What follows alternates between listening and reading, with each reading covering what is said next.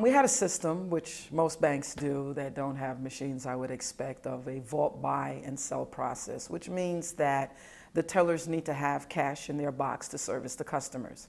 However, you're not going to give a teller all the money that you have to service for the day, and that's for security reasons. So there is an intermediary, which is the supervisor.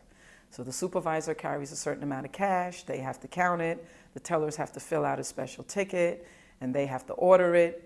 And it's a system of checks and balances so that the teller keeps one half acknowledging I ordered this, the supervisor keeps another half acknowledging I gave this out.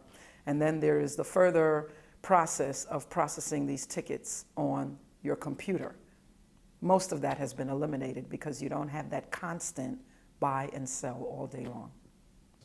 The members noticed a difference when we installed the Telarus recyclers in that there was a difference in the process because the process changes. Usually, you'd bring in your cash to me for your deposit and I'd count it right in front of you, verify it, you'd sign off, I'd sign off, it goes into a drawer. Whereas with the machines, once they're there, this wad of cash can come across the counter, the teller takes it, reaches over, drops it into the cash recycler, and can visit with you and say, now, are there any other services you would like? Is your checking account meeting your needs? Do you have a savings account? Whatever other conversation they need to have while this money is going through the recycler. Telarus has greatly helped with the commercial window. One of the aspects of the commercial window is not only that customers bring in a lot of cash, they bring in a lot of checks. The cash is always dual control counted. So one person counts it, which is the teller. They have to call a supervisor over to duplicate the count to make sure that the money is right. The recycler is a godsend for that. So it was a process for the members to get used to too. And you'd still have some tellers where they're going to count it first and then put it into the recycler because they're just not sure about that.